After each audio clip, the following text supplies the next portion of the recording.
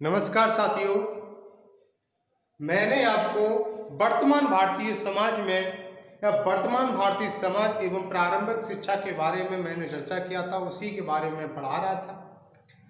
उसी में मैंने आपको कल औपचारिक, अनौपचारिक और नैनौपचारिक या दूरस्थ शिक्षा के बारे में चर्चा किया था। उसके बारे में मैंने आपको बताया था, उसकी विशेषताओं के बारे में मैंने बताया था। आज मित्रों, हम उसी पुस्तक में से वर्तमान भारतीय समाज एवं प्रारंभिक शिक्षा में से आज हम वैदिक कालीन शिक्षा के बारे में चर्चा करते हैं। इसके बारे में हम पढ़ते हैं। देख लीजिए, वैदिक कालीन शिक्षा क्या है या वैदिक कालीन शिक्षा। वैदिक कालीन शिक्षा की बात की जाए तो यह बहुत पुरानी शिक्षा है। कहने का मतलब है बहुत पुरानी या प्राचीनतम शिक्षा। प्राचीनतम शिक्षा यानी कि पहले वैदिक काल में ही जो शिक्षा का प्रारंभ हुआ करता था वो ज्यादातर वेद पुराणों पर निर्भर हुआ करता था। किस पर हुआ करता था? वेद पुराणों पर निर्भर हुआ करता था। वेद पुराण। तो हम इसके बारे में आज हम आपको बताते हैं कि वैदिक कालीन शिक्षा क्या होती है। देख लीजिए, वैदिक कालीन शिक्षा, यहाँ वैदिक कालीन शिक्षा का आशय है वेद के द्वारा जो शिक्षा प्रदान की जाए या वेदों के द्वारा जो शिक्षा प्रदान की जाए या वेदों के द्वारा जो ज्ञान प्राप्त किया जाए या ज्ञान दिया जाए, वह वैदिक कालीन शिक्षा होती है। क्या होती है? जो वेदों के द्वारा हमें ज्ञान प्रदान किया जाता है या ज्ञान दिया जाता है, वह शिक्षा वैदिक कालीन शिक्षा की जाती है या होती है। आप देख लेते हैं, वैदिक कालीन शिक्षा को दो भागों में विभाजित किया गया या वैदिक काल को दो भागों में विभाजित किया गया है। एक पूर्व वैदिक काल और एक है उत्तर वैदिक काल। पूर्व वैदिक काल और उत्तर वैदिक काल। कहने का आशय यह है कि वैदिक काल को यहाँ दो भागों में विभाजित किया गया, पूर्व वैदिक काल और उत्तर वैदिक काल। तो कहने का आशय यह है कि पूर्व वैदिक काल की शिक्षा व्यवस्था और उत्तर वैदिक काल की शिक्षा व्यवस्था क्या थी। तो यहाँ थोड़ा मैं आपको इसलिए हिंट्स देना चाहता हूँ, थोड़ा बताना चाहता हूँ कि पूर्व वैदिक काल में शिक्षा व्यवस्था क्या थी। यहाँ पर भी वेद पुराणों का अध्ययन किया जाता था और यहाँ भी वेद पुराणों का अध्ययन किया जाता है। लेकिन यहाँ क्या है, महिलाओं को शिक्षा देने का अधिकार, महिलाएं शिक्षा या शिक्षित हो सकती थी, लेकिन यहाँ शिक्षा का कुछ प्रावधान महिलाओं के लिए नहीं था। ठीक है, तो ये थोड़ा नॉर्मल है, इसके बारे में ज्यादा जानकारी हम आपको बता देंगे बाद में। अब बात करती है कि वेद क्या होते हैं। वेद मीन्स, सबसे पहले हम वेद का अर्थ को जान लेते हैं। वेद मीन्स होता है ज्ञान की प्राप्ति या ज्ञान। वेद मीन्स क्या होता है? ज्ञान, यानी कि ज्ञान। वेद मीन्स क्या होता है? ज्ञान। तो ज्ञान यानी यहाँ मैंने वेद का अर्थ बताया ज्ञान। वेद चार प्रकार के बताए गए हैं। तो वेदों की संख्या कितनी है? चार वेदों की संख्या है।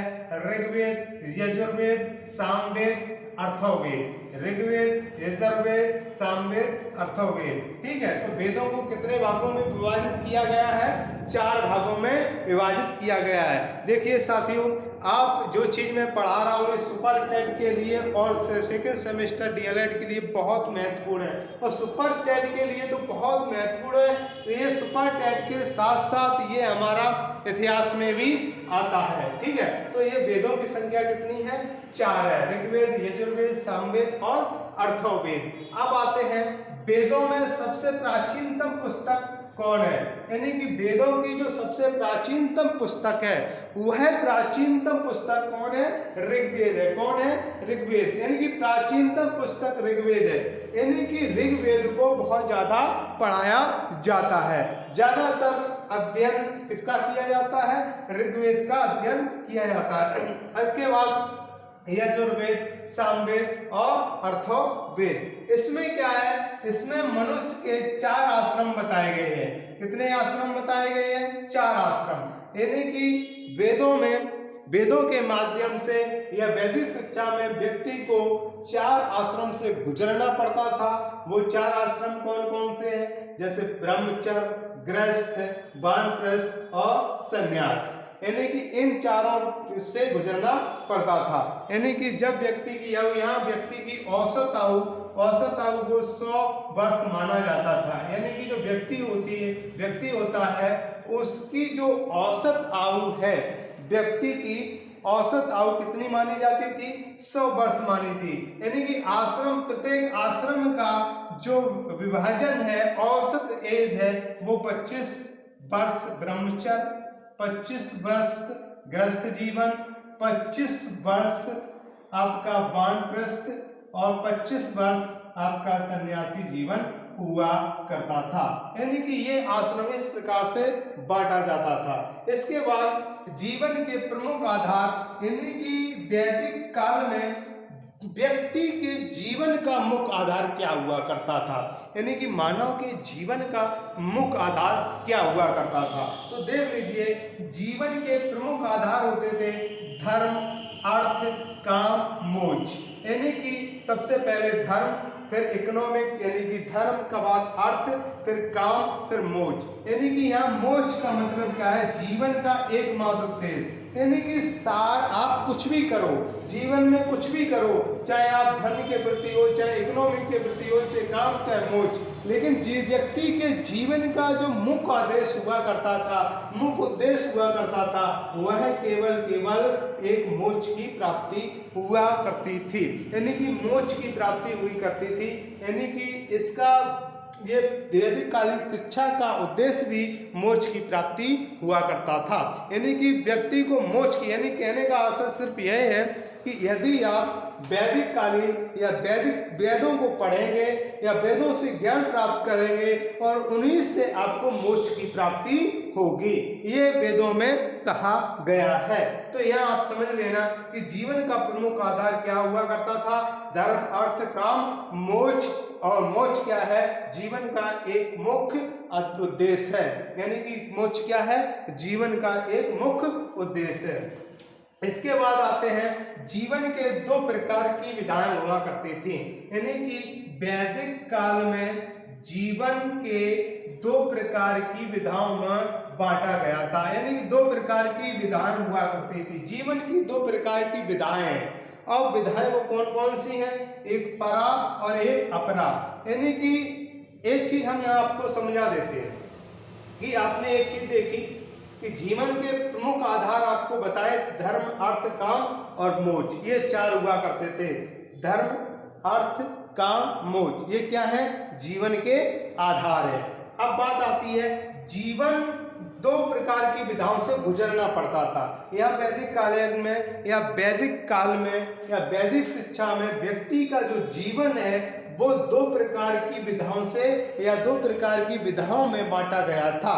एक परा, एक अपरा। यानी एक परा, एक अपरा। परा मीन्स ज्ञान, कर्म व उपासना के द्वारा मोक्ष की प्राप्ति करना। यानी परा का अर्थ क्या हुआ? यहाँ परा का अर्थ होता है ज्ञान, कर्म और उपासना के द्वारा मोक्ष की प्राप्ति करना। यहाँ परा का अर्थ क्या हुआ?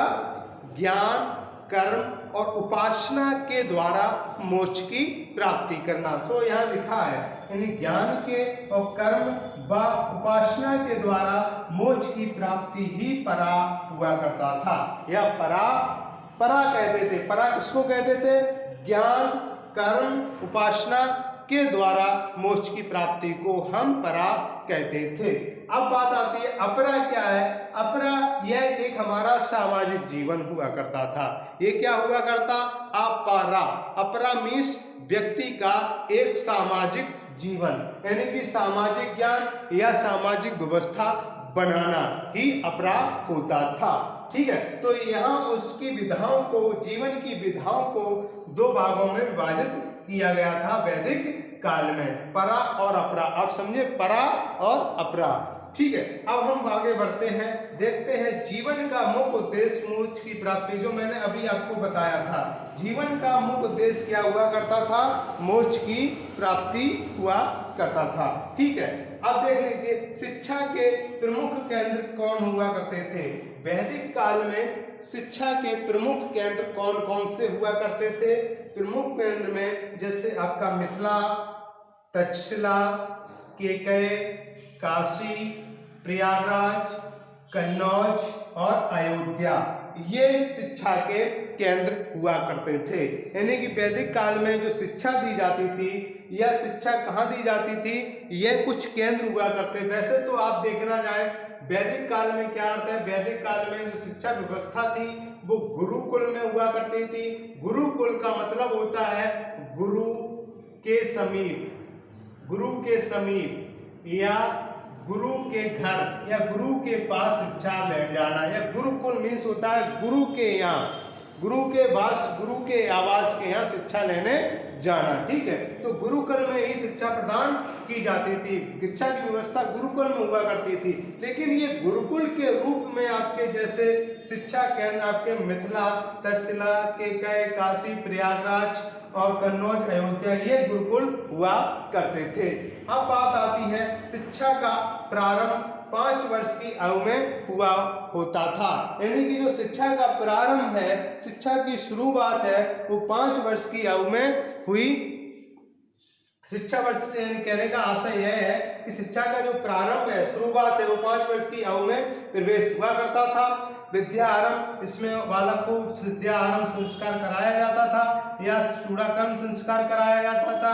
वैदिक यह मंत्रों का इसमें क्या होता था, इसमें बालक को वैदिक मंत्रों का उच्चारण करना होता था, पढ़ना होता था, लिखना होता था और वैदिक के दिए हुए ज्ञान का अनुकरण करना होता था।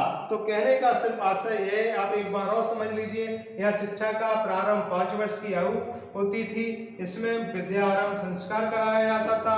यह विद्या आरंभ संस्कार में क्या होता था, विद्या आरंभ संस्कार में वैदिक मंत्रों का उच्चारण हुआ होता था या उच्चारण किया जाता था, उसमें पढ़ाया जाता था, लिखाया जाता था और उन्हीं के आधार पर इस क्रिया को आगे बढ़ाया जाता था। ठीक है मित्रों, आज आपका इतना ही वीडियो रहेगा।